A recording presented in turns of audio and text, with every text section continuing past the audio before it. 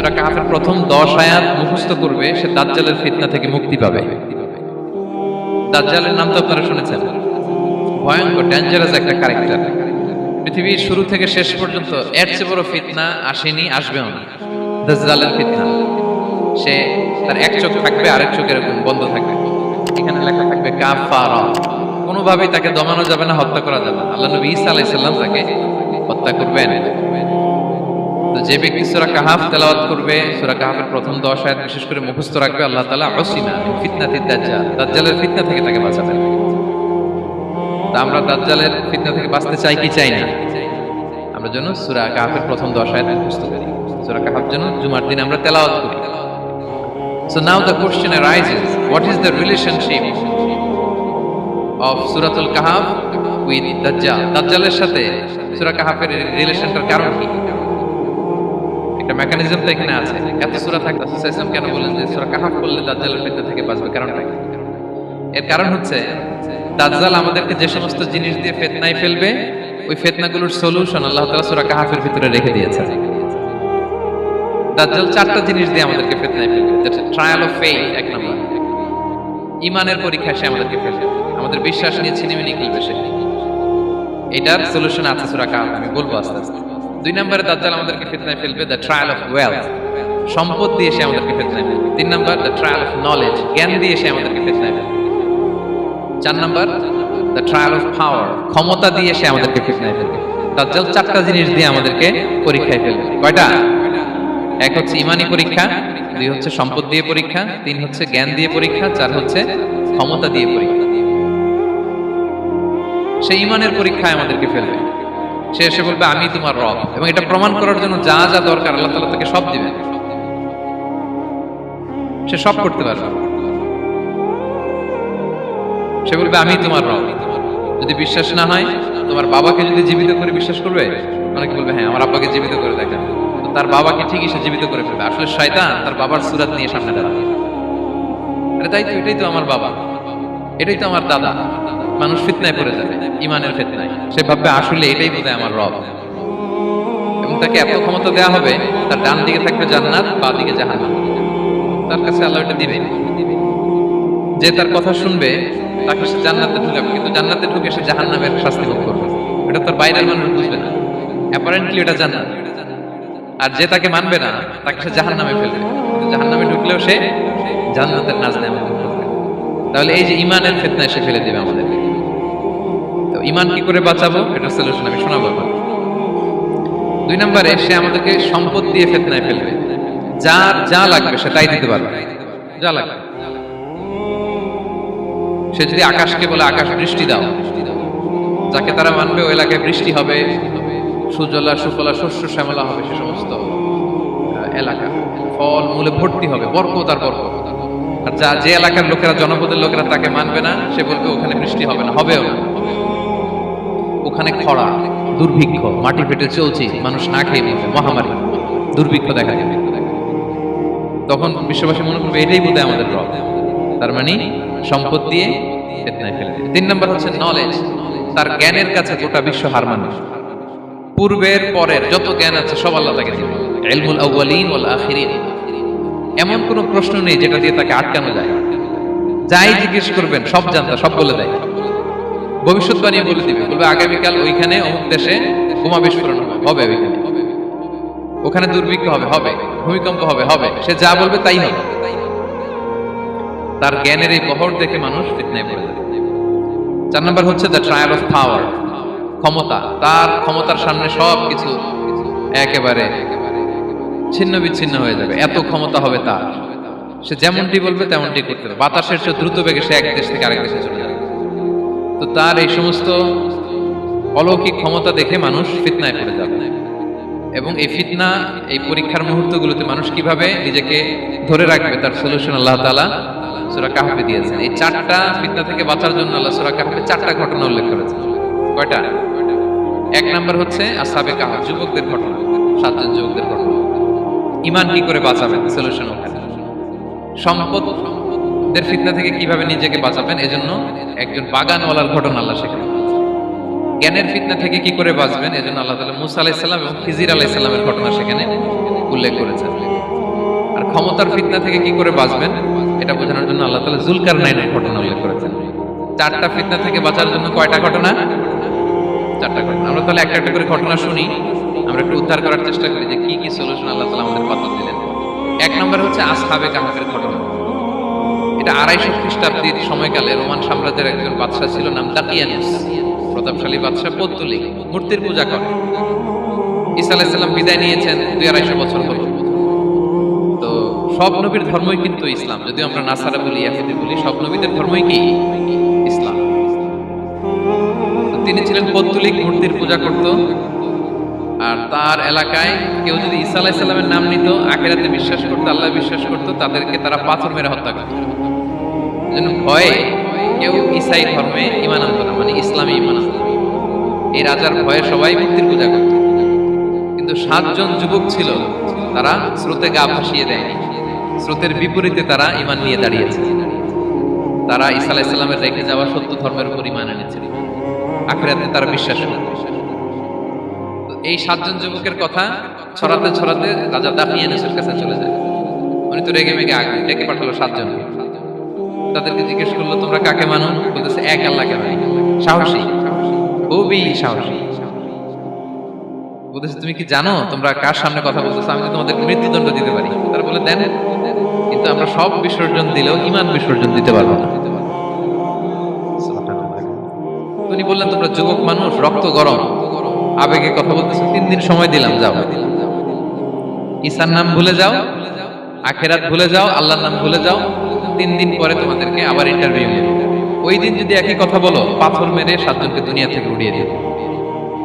তারা চলে গেল। এবার 7 বন্ধু মিলে পরামর্শ করতে লাগলো, কি করতে পারি আমরা, এই গুণে ধরা সমাজকে আমরা কিভাবে বাঁচাবো, এই পৌত্তলিকতার ছোবল থেকে এই ইফসিস নগরীকে বাঁচাবো কি করে। নগরীটার নাম ছিল ইফসিস নগরী। বর্তমানে এটা তুরস্কের ইজমির শহরে অবস্থিত। এখনো জায়গাটা প্রত্নতাত্ত্বিকদের ইয়েতে এটা সংরক্ষিত, এখনো টুরিস্টরা যায়। তো তারা বললো, আমরা ঈমান বিসর্জন দেব না, যদি আমরা ওদের কথা মেনে নিই আমরা তো মুশরিক হয়ে গেলাম। চলো আমরা এক কাজ করি, আমরা এলাকা ছেড়ে দিই। এই 7 যুবক আল্লাহর উপর ভরসা করে তারা বাড়ি ঘর, আত্মীয় স্বজন সব ছেড়ে দিয়ে, লোকালয় ছেড়ে দূরে একটা পাহাড়ের ভেতরে আশ্রয় নিল। পাহাড়ের ভেতরে একটা গুহা ছিল। এই গুহা কি আরবিতে বলে আল কাহাফ। কি বলে? এই সূরার নাম কি? সূরাতুল কাহাফ। তো তাদের সাথে সাথে একটা কুকুরও যাচ্ছে। তারা বারবার তাড়িয়ে দেওয়ার চেষ্টা করতেছিল কুকুরটাকে, যাতে না যায়, কিন্তু কুকুর শুধু কান্না করে তার সাথে যাওয়ার জন্য ঘেউ ঘেউ করতেছিল। এই কুকুরটাকেও সাথে নিল। ভালো মানুষদের সাথে থাকলে কি হয় দেখেন, এই কুকুরের কথা, যেহেতু 7 জন ইমানদারের সাথে একটা কুকুর ছিল, এই কুকুরের কথা আল্লাহ সূরাতুল কাহাফে উল্লেখ করে দিয়েছে। কালবুহুম বাসিতুন যিরাআইহি বিল ওয়াসিল। তো তারা ভিতরে গেল, যে প্রচন্ড ক্লান্ত, তারা ঘুমিয়ে পড়ল। কি করলো? এই এক ঘুমে আল্লাহ 309 বছর কাটাই দিলেন। কয়শো 9 বছর? 9 বছর ঘুম, সব ঘুম, প্রচন্ড ঘুম, ঘুম যেন আর কাটে না।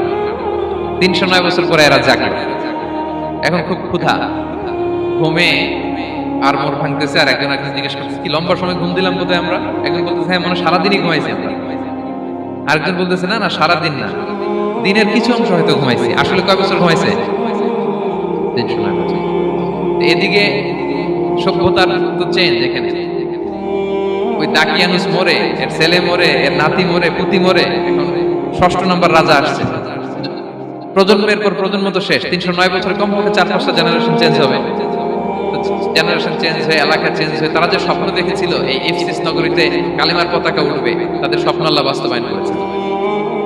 309 বছরের ব্যবধানে এই এলাকার সবাই মুসলিম হয়ে গেছে। আল্লাহ চাইছিলেন ওদেরকে দেখাবে এটা, যে স্বপ্নটা যে বাস্তবায়ন হয়েছে এটা দেখাবে। ঘুম থেকে উঠছে, একজনকে তারা বললো যে লুকায় লুকায় চাদর মুড়ি দিয়ে কিছু রুটি নিয়ে আসো বাজার থেকে, যাতে তোমাকে না চিনে। চাদর মুড়ি দিয়ে যাও। কিছু পয়সা ছিল, মুদ্রা দিয়ে দিছে। তো সে যে যখন দোকানদারের কাছ থেকে রুটি নিয়েছে আর মুদ্রা দিছে, দোকানদার বলে, এই মুদ্রা কোথেকে আসলো?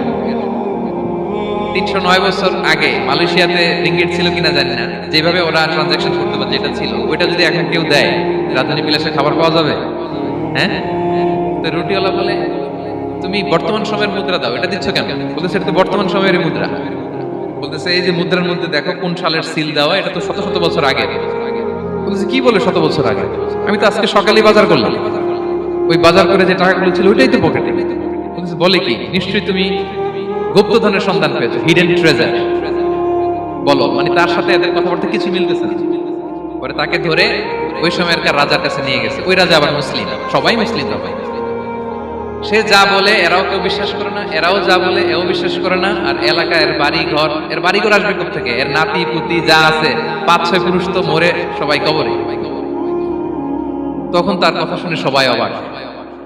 তো এটা মিলানোর জন্য তারা 309 বছর আগের দাকিয়ানুস বাদশার সরকারি যে নথিপত্র, পুরাতন ছিঁড়া নথিপত্র তারা বের করে দেখে ঠিকই দাকিয়ানুস নামে এক বাদশা ছিল। আর অনেক শত বছর আগে মোস্ট ওয়ান্টেড 7 জন যুবক ছিল যাদের ব্যাপারে এক্সিকিউশনের অর্ডার ছিল। এখন দেখে তারা অবাক। লম্বা ঘটনা আমি শর্ট করে বলতেছি। পরে সবাই মিলে তাকে সহ ওই গুহায় গেল। গুহায় যাওয়ার পরে সে বাকিদেরকে ডাকতে গুহার ভিতরে ঢুকলো। আল্লাহ তাআলা 7 জনকে ওইখানে মৃত্যু দিয়ে দিলেন। চিরকালের জন্য এই 7 জন ঘুমায় পড়ল। আর এলাকাবাসী রাজা সহ ওইখানে তারা একটা মসজিদ নির্মাণ করল। This is the story of আসহাবে কাহাফ। এলাকাবাসী যদিও মুসলিম হয়েছিল, কিন্তু আখিরাতের ব্যাপারে তাদের একটা সন্দেহ ছিল যে আসলে মানুষ মরার পরে কি আবার জীবিত হবে? মৃত্যুবরণ করার পরে আবার মানুষ জীবিত হবে? তাদের মনের মধ্যে একটা সন্দেহ ছিল যে আসলে মারা গেলে মানুষ আবার উঠতে পারে। তাদের এই সন্দেহ দূর করার জন্য আল্লাহ তাআলা এই 7 জনকে 309 বছর ঘুম পাড়িয়ে আবার জীবিত করলেন। সুবহানাল্লাহ। তাহলে ঈমান কিভাবে বাঁচাতে হয় এটার প্রেরণা আমরা এই 7 যুবকের কাছ থেকে পাই। এখানে যেটা আমরা শিখি প্রিয় ভাইরা, 1 নম্বর লেসন হচ্ছে আমাদের গুড কোম্পানি লাগবে, রাইটাস পিপল, মানে আমাদের সার্কেলটা ভালো হইতে হবে।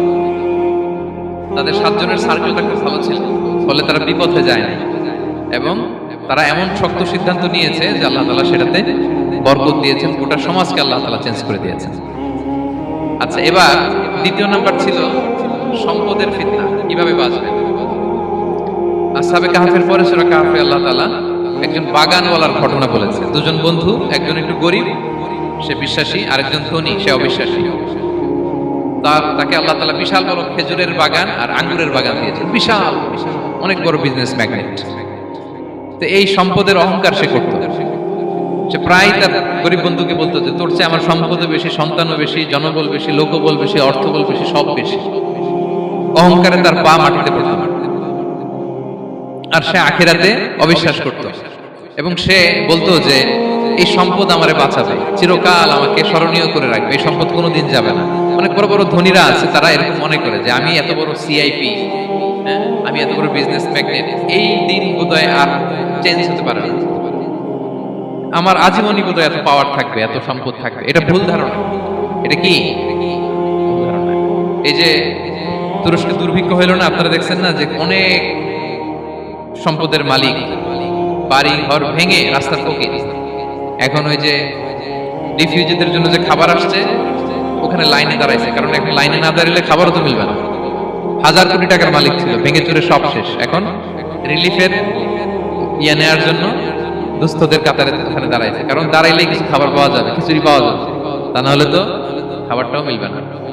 এই যে বঙ্গবাজারে আগুন লাগলো আমাদের বাংলাদেশে, 20টা-25টা দোকান ছিল অনেকের যাদের অন্যান্য বিজনেস আছে তারা হয়তো সার্ভাইভ করতে পারতেছে, কিন্তু এমন অনেক ব্যবসায়ী ছিল সব শেষ, জ্বলে পুড়ে, তার টাকা পয়সা পুঁজি স্বপ্ন সব শেষ। তো ধনীকে গরিব বানাতে আল্লাহর 1 সেকেন্ডও লাগে না। ওই বিশাল প্রাসাদ থেকে টেনে ভাঙ্গা থালা হাতে দিয়ে রাস্তায় নামাইতে আল্লাহর কয় সেকেন্ড লাগে বলেন তো? 1 সেকেন্ডও লাগে না। সো এই লেসনটা কিন্তু আমাদের নিতে হবে। এবং ওই ব্যক্তির নসিবে তাই ঘটেছিল। সে যখন অহংকার করতেছিল, আল্লাহ তাআলা আকাশ থেকে হুসবান একটা আগুন পাঠালেন। ওই আগুন এসে তার আঙ্গুরের বাগান, তার খেজুরের বাগান, বিশাল মাইলকে মাইল এই বাগান জ্বালিয়ে পুরো মুহূর্তের মধ্যে সারকার করে, এবং মুহূর্তের মধ্যে সে পথের ভিখারি, ফকির। এই ঘটনাটা এনে আল্লাহ তাআলা সম্পদশালীদেরকে রিমাইন্ডার দিলেন যে এই সম্পদের ফিতনায় তোমরা পড়ে যেও না। আমরা সম্পদশালী হলে বাস্তবতা অনেক সময় ভুলে যাই। সূরাতুল হুমাজাতে আল্লাহ তাআলা বলেন ইয়াহসাবু আন্না মালাহু আখলাদা। সম্পদশালীরা মনে করে এই সম্পদ আমাকে চিরকাল বাঁচিয়ে রাখবে, চিরকাল বোধহয় এই সম্পদ আমার হাতে থাকবে না। এটা হাতের ময়লা, আজ আছে কাল নাই, যে কোনো সময় চলে যেতে পারে। এটা হচ্ছে ম্যাটেরিয়ালিস্টিক আউটলুক, বস্তুবাদী চিন্তা থেকে এই আমাদের ধনী ভাইদের এই সমস্যাটা হয়।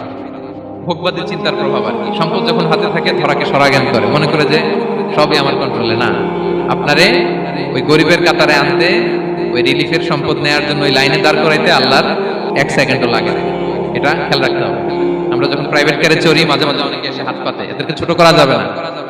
গল্পটা আল্লাহ ভিন্ন করতে আল্লাহর 1 সেকেন্ডও লাগে না। ওইদিকে আমি দাঁড়ায় হাত পাততাম আর উনি প্রাইভেট কারে বসে থাকতো। আল্লাহ চাইলে করতে পারতেন না? পারতেন। তো এখান থেকে আমাদের জন্য শিক্ষা হচ্ছে, সম্পদ এটা ক্ষণস্থায়ী, আজ আছে কাল নাই। এটা ক্ষণস্থায়ী, এটাকে এভারলাস্টিং মনে করা যাবে না। এভারলাস্টিং হচ্ছে আখিরাত। ওয়ালাল আখিরাতু খায়রুল লাকা মিনাল উলা। আখিরাত তোমার জন্য দুনিয়ার চেয়ে শ্রেষ্ঠ।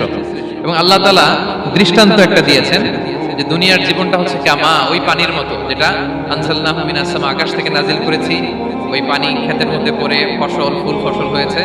এরপরে যখন ফসল কাটা হয়, ওই ক্ষেত খামার এগুলো তৃণলতা হয়ে যায়, ভুসির মতো হয়ে যায়। তখন বাতাসের ঝাপটায় একবার এদিকে যায়, একবার ওদিকে যায়। অনেক লম্বা উপমা, আমি সংক্ষেপে বললাম। তো শেষ আউটপুটটা হচ্ছে এটা, সম্পদ এটা মুহূর্তেই চলে যেতে পারে।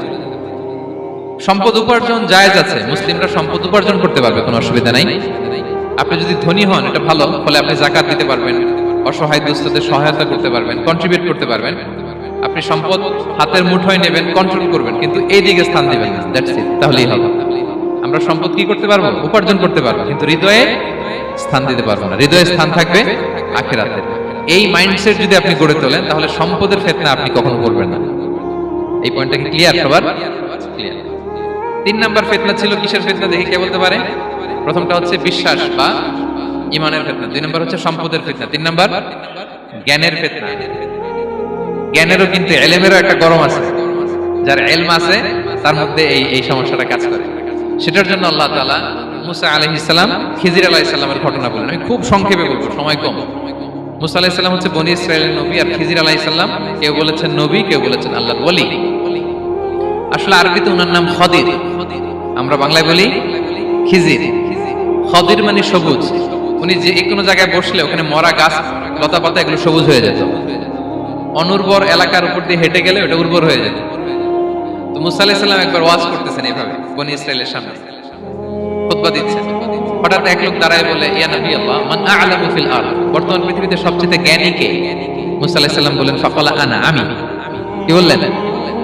উনি আসলে ভুল কিছু বলেন নাই, কারণ প্রত্যেক জামানার নবীকেই আল্লাহ তাআলা সবচেয়ে বেশি জ্ঞান দিয়ে পাঠান, কারণ তার কাছে ওহীর জ্ঞান আসে, অদৃশ্যের খবর আসে, ইলমুল গায়ব আসে।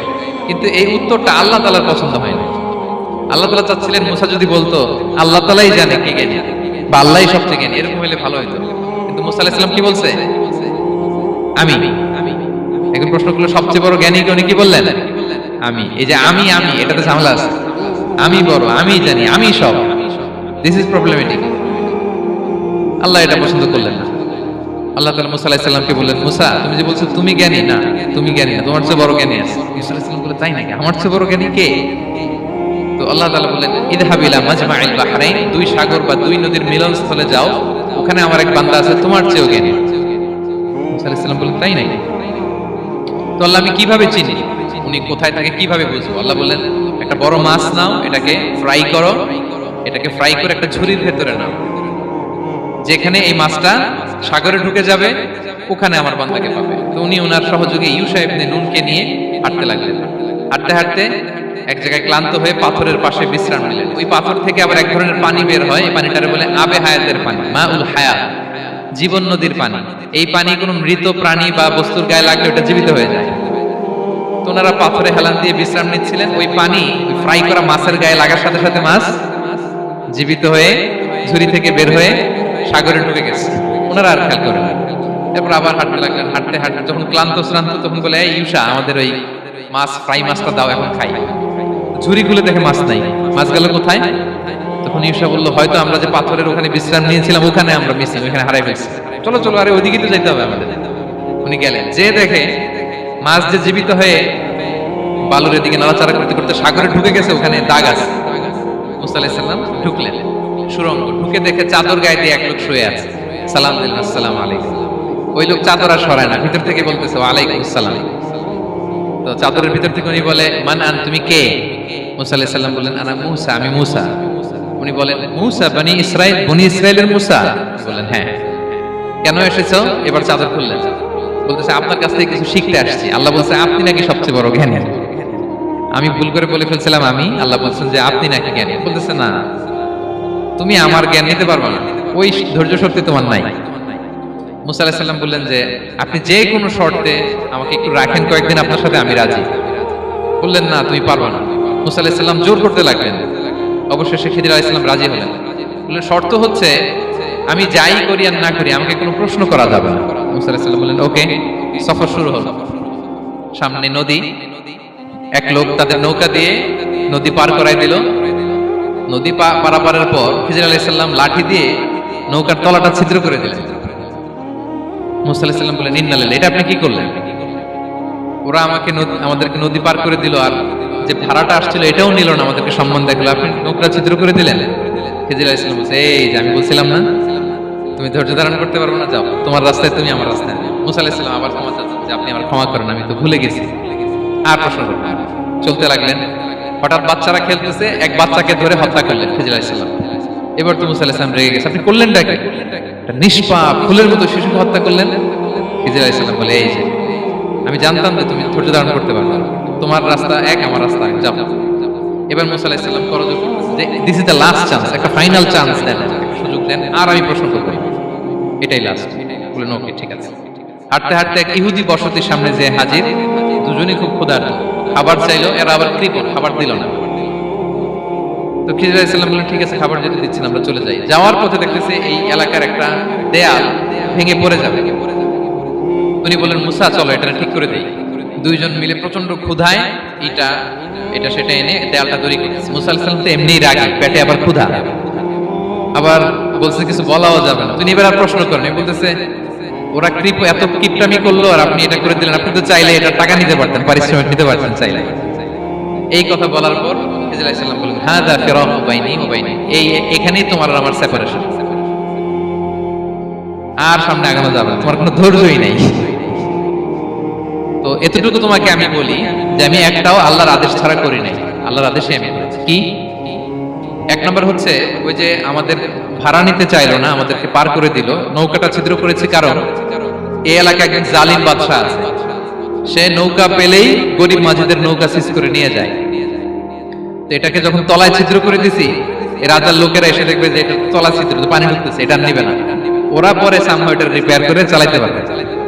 মুসা আলাইহিস সালাম বলে সুবহানাল্লাহ, তাই তো, এটা তো আমি বুঝতে পারি নাই।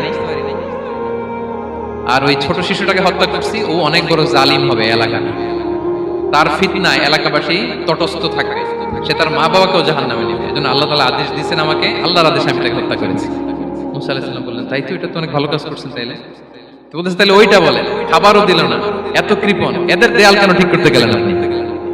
তখন তিনি বললেন যে আসলে এটা একটা ইয়াতীমদের ঘর ছিল, দুইটা ইয়াতীম শিশু, তাদের বাবা মা খুব ভালো ছিল, আর এই দেয়ালের নিচে আছে গুপ্তধন, এই দেয়ালটা পড়ে যাবে, এই গুপ্তধন তারা ছোট মানুষ নিতে পারবে না, এলাকাবাসী তাদেরকে বঞ্চিত করে নিয়ে যাবে।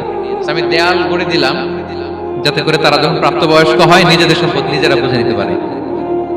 সুবহানাল্লাহ ওয়া বিহামদিহি। মুসা আলাইহিস সালাম বলে তাই তো, এগুলো তো আমি বুঝতে পারি নাই। তো এই ছিল খুব সংক্ষিপ্ত পরিসরে মুসা আলাইহিস সালাম খিজির আলাইহিস সালামের ঘটনা। তো রাসূল সাল্লাল্লাহু আলাইহি ওয়াসাল্লাম বুখারীতে একটা চমৎকার কথা বলেছেন, তিনি বলেছিলেন ওয়াদিদনা আন্না মুসা সাবার হাত্তা ইউকাসা আলাইনা মিন আমরিহি। রাসূল সাল্লাল্লাহু আলাইহি ওয়াসাল্লাম বলেছিলেন ইস, আমার ভাই মুসা যদি আরেকটু ধৈর্য ধরতো তাহলে আরো কিছু অজানা তথ্য আমরা জানতে পারতাম। আল্লাহ তাআলা বলেছেন ওমা উতিতু মিনাল ইলমি ইল্লা কালিলা, আমি তোমাদেরকে একেবারে অল্প জ্ঞান দিয়েছি, একেবারে অল্প। এই রহস্যে ঘেরা এই মহাবিশ্বের অনেক কিছু আমাদের অজানা প্রিয় ভাইরা, আমরা অনেক কিছু জানি না, আমাদের এই লিমিটেড নলেজে এগুলো ধরে না, তারপর আমরা জ্ঞানের বড়াই করি। আপনার উপমাটা বুঝতে পারছেন? একটা নৌকা থেকে চড়ুই পাখি ঠোঁট দিয়ে পানি খাচ্ছে, পানি খাওয়ার পরে স্বভাবতই চড়ুই পাখির ঠোঁটে একটু পানি তো লাগবে। খিজির বললেন যে এই পানিটা হচ্ছে তোমার আমার পৃথিবীর সবার জ্ঞান, আর এই সাগরের বাকি পানিগুলো কার জ্ঞান? এবার বুঝতে পারছেন আল্লাহ তাআলার জ্ঞানের পরিধি। আমরা জ্ঞান নিয়ে যেন কখনো কি না করি, বড়াই না করি। জ্ঞান দুই ধরনের, একটা বাহ্যিক জ্ঞান, একটা অন্তর্নিহিত জ্ঞান, এক্সটার্নাল নলেজ, ইন্টারনাল নলেজ। আমরা যখন কোরআন হাদিস পড়ি আমাদের বাহ্যিক জ্ঞান অর্জন হয়, কোরআন হাদিস পড়লেই আপনি জ্ঞানী হয়ে যান। এটা কোরআন হাদিস পড়তে হয়, এটা ডাইজেস্ট করতে হয়, এটার উপর আমল করতে হয়। এই জ্ঞান অর্জন শেষে এরপরে আল্লাহর প্রিয় বান্দাদেরকে আল্লাহ অন্তরে ইলমের নূর দেন, ইলহাম দেন। That is the knowledge, that is the pure knowledge. আপনি হাফেজের কোরআন হয়ে ভাবেন না আপনি সব জানেন, আপনি বুখারী মুখস্থ করে ভাবেন না সব জানেন। এই সব জ্ঞান অর্জন করার পরে ইলমের নূর হাসিল হয়, সেটা আল্লাহ সবারে দেয় না। সো এই অন্তর্নিহিত জ্ঞান, দূরদৃষ্টি, farsightedness, that is the pure knowledge. এটার জন্য বছরের পর বছর, যুগের পর যুগ সাধনা করতে হয়। সেটার জন্য এই জ্ঞান অর্জনের জন্য তিনটা জিনিস করতে হয় এলেমের নূর অর্জনের জন্য। কয়টা? এক হচ্ছে বিনয়, দুই হচ্ছে সফর, তিন হচ্ছে সবর। আবার বলি, এক হচ্ছে বিনয়, দুই হচ্ছে সফর, তিন হচ্ছে সবর। আল্লাহ তাআলা আল্লাহর নবীকে তাওরাত দেওয়ার পরেও আরো ট্রেনিং সেশন করাইছেন খিজির আলাইহিস সালামের কাছে। যাও, ওনার কাছে গেলে তুমি ছোট হবা, নত হবা। জ্ঞান যদি আমি নিতে চাই, আমাকে ছোট হইতে হবে। ধরেন একটা গ্লাস থেকে একটা খালি গ্লাসে পানি ঢালবো, তো যেটাতে নেওয়া হবে এটা উপরে থাকলে হবে? যে গ্লাসটার মধ্যে পানি আছে এটা উপরে থাকবে, ওইটা ব্ল্যাঙ্ক গ্লাসের মধ্যে পড়বে। আপনি নলেজ ইলম নিতে চাইলে আপনাকে নিচে থাকতে হবে, উনি উপরে থাকবেন। আপনার শায়েখ আপনাকে দিবে, আপনার উস্তাদ আপনাকে দিবে, আপনার মুর্শিদ আপনাকে দিবে। বুঝতে পেরেছেন? তাহলে আমাদেরকে হাম্বলনেস লাগবে। শিখতে হইলে হাম্বল হইতে হয়, বিনয়ী হইতে হয়। আচ্ছা, দুই নাম্বার সফর করতে হয়। এটা আল্লাহ মুসা আলাইহিস সালামকে দিয়ে করাইছেন, যাও পিছে পিছে উস্তাদের পিছে পিছে ঘুরো। তো এজন্য সফর করতে হয়। এখন ঘরে বসে অনেক কিছু জানা গেল, উস্তাদের সান্নিধ্য লাগে, সফর করতে হয়। আমাদের ক্লাসিক আলেমরা হাদিস কালেকশনের জন্য শহরকে শহর সফর করতেন। এখনো আমাদের আলেমরা দেওবন্দে যায়, মিশরে যায়, মদিনায় যায়। এখানকার মালয়েশিয়ান স্টুডেন্টরা দেশে বিদেশে যে নলেজ অর্জন করে। সফর আপনাকে লাগবে। তাহলে বিনয়, সফর, তিন নম্বরে কি? সবর। ধৈর্যশীল হইতে হবে। দেখেন মুসা আলাইহিস সালাম বারবার প্রশ্ন করে ফেলতেছেন, বারবার ওয়াদা ভঙ্গ করতেছেন। এরকম করলে হবে না, ধৈর্য লাগবে। ধৈর্যের বলে বলিয়ান হলে তখনই আপনার মধ্যে ইলম আসবে। তাহলে জ্ঞানের ফিতনায় পড়ার আর আমাদের কোনো সম্ভাবনা আছে? আমরা বিনয়ী হব, আমরা জ্ঞান আল্লাহর দিকে ফিরাই দেব, আমরা বলবো উনি সবচেয়ে ভালো জানেন। পারা যাবে তো ইনশাআল্লাহ? আচ্ছা, আমি একেবারে শেষ পর্যায়ে চলে আসছি, 2 মিনিটের মধ্যে শেষ করে দিচ্ছি। 3 নাম্বার ছিল কিসের ফিতনা? 4 নাম্বার ক্ষমতার ফিতনা। এই ফিতনা থেকে বাঁচার জন্য সর্বশেষ আল্লাহ তাআলা যুলকারনাইনের ঘটনা বলেছেন। অনেক বড় বাদশা ছিলেন, পৃথিবীতে 4 জন বাদশা গোটা বিশ্ব শাসন করেছেন। 2 জন কাফির, 2 জন মুমিন। কাফির একজন হচ্ছে নমরুদ, যিনি ইব্রাহিম আলাইহিস সালামকে আগুনে ফেলেছিলেন। আরেকজন হচ্ছে বখতেনাসার, যাকে ইংরেজিতে বলে নেবুচারনেজার দ্য সেকেন্ড, দ্বিতীয় নেবুচারনেজার। তারা কোনো নির্দিষ্ট এরিয়ার বাউন্ডারির বাদশা না, গোটা বিশ্বের বাদশা ছিলেন। এই 2 জন কাফির। আর 2 জন বাদশা ছিলেন গোটা বিশ্বকে শাসন করেছেন, তারা ছিলেন মুমিন। একজন হচ্ছে সুলাইমান আলাইহিস সালাম, আল্লাহর নবী। আরেকজন হচ্ছে যুলকারনাইন, গোটা বিশ্ব শাসন করেছেন, প্রাচ্য থেকে পাশ্চাত্য সব জায়গায় তিনি গিয়েছেন, ইসলামের বাণী প্রচার করেছেন, জালিমদেরকে শায়েস্তা করেছেন। এরকম দিক বিদিক তিনি জয় করতেছিলেন। অনেকে যুলকারনাইনকে আলেকজান্ডার দ্য গ্রেটের সাথে গুলিয়ে ফেলে না। ম্যাসেডোনিয়াতে যে আলেকজান্ডার দ্য গ্রেট ছিল, উনি আর যুলকারনাইন এক নন। যুলকারনাইন হচ্ছে আল্লাহ তাআলার প্রিয় একজন বান্দা, অনেক বড় সাহসী বীর পুরুষ ছিলেন, গোটা বিশ্বে ইসলাম প্রচার করেছেন। করতে করতে করতে করতে অনেক বড় ঘটনা, আমি সব শেষের ঘটনাটা বলি। উনি জর্জিয়া, বর্তমান যে জর্জিয়ার তিবলিসি এরিয়া, এখানে এসে একটা এলাকার সন্ধান পেলেন, যারা ওনাকে এসে বলল যে এখানে একটা জঙ্গলি গ্রুপ আছে যাদের নাম ইয়াজুজ মাজুজ, তারা এসে আমাদের উপর হামলা করে। হে যুলকারনাইন, আমরা আপনাকে ট্যাক্স কালেক্ট করে দিচ্ছি, আপনি তাদের মাঝে আর আমাদের মাঝে একটা প্রাচীর তৈরি করে দেন। আপনারা ইয়াজুজ মাজুজের নাম শুনেছেন না? ইংরেজিতে বলে গগ ম্যাগগ। নূহ আলাইহিস সালামের 4 সন্তান ছিল, হাম, সাম, ইয়াফাস, কানাআন। এই ইয়াফাসের বংশধর হচ্ছে ইয়াজুজ মাজুজ, জঙ্গলি, হাজার হাজার শুধু বংশ বিস্তার করে। তারা এসে লোকালয়ে মানুষের উপর আক্রমণ করে, তাদের গবাদি পশু এগুলো ছিনিয়ে নেয়, ফলমূল খেয়ে ফেলে। তো যুলকারনাইন বাদশার কাছে যখন বিচার দেওয়া হলো, উনি বললেন ঠিক আছে, তোমাদের ট্যাক্স দেয়া লাগবে না, তোমরা শারীরিক পরিশ্রম করে আমাকে সাহায্য করো। তো উনি বর্তমানে হচ্ছে এক পাশে কৃষ্ণ সাগর, ব্ল্যাক সি, আরেকদিকে কাস্পিয়ান হ্রদ বা কাস্পিয়ান সাগর, এর মাঝখানে 1200 কিলোমিটার লম্বা মাউন্টেন রেঞ্জ, পাহাড়ি এরিয়া। আপনারা গুগলে দেখবেন। এইখানে 2 পাহাড়ের মাঝখানে ফাঁকা জায়গায় তিনি বড় বড় লোহার পাত প্রথিত করলেন, গেড়ে দিলেন। এরপরে তামা, সীসা গালিয়ে বিশাল একটা ওয়াল তৈরি করলেন। এটা যুলকারনাইন উনার বানানো ওয়াল বা ড্যাম, প্রাচীর। এখন আর ইয়াজুজ মাজুজ আসতে পারে না। ওরা আর আসতে পারে না। ওরা প্রতিদিন এটা ভাঙার চেষ্টা করে, কিন্তু ভাঙতে ভাঙতে আরেকটু ভাঙলেই ভেঙে যাবে।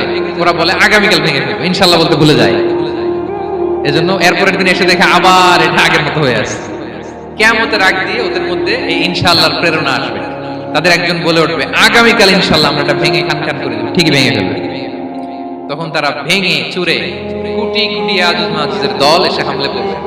সামনে পড়বে তাবারিয়া সাগর, একদল এসে তাবারিয়া সাগর এমন ভাবে খাবে, এই দল যাওয়ার পরে আরেক দল এসে এখানে যে সাগরে যে পানি ছিল এটা কল্পনাই করতে পারবে না। তারা পৃথিবীতে ফিতনা ফাসাদ করবে। ঈসা আলাইহিস সালাম তখন আসবেন, দোয়া করবে আল্লাহ তাআলার কাছে মুমিনরা, একটা মহামারী দিবে আল্লাহ তাআলা, ইয়াজুজ মাজুজের মধ্যে ওরা মরে যাবে সব। এরপর বিশাল এক পাখি এসে তাদেরকে আল্লাহর মর্জি মাফিক এমন এক জায়গায় ফেলে আসবে, কেউ জানবে না। তো তারা যে পচে গলে মাটির সাথে মিশেছিল, এই গলিত লাশ থেকে মাটি খুব উর্বর হয়ে যাবে। এরপর আল্লাহ তাআলা পৃথিবীর মধ্যে বারাকা দিবেন, কিছু রোপণ করলে তাড়াতাড়ি ফুলে ফেপে বড় বড় ফলমূল হচ্ছে। তো এটা কিয়ামতের আলামতের অন্য কোন আলোচনায় হয়তো আমরা বলবো।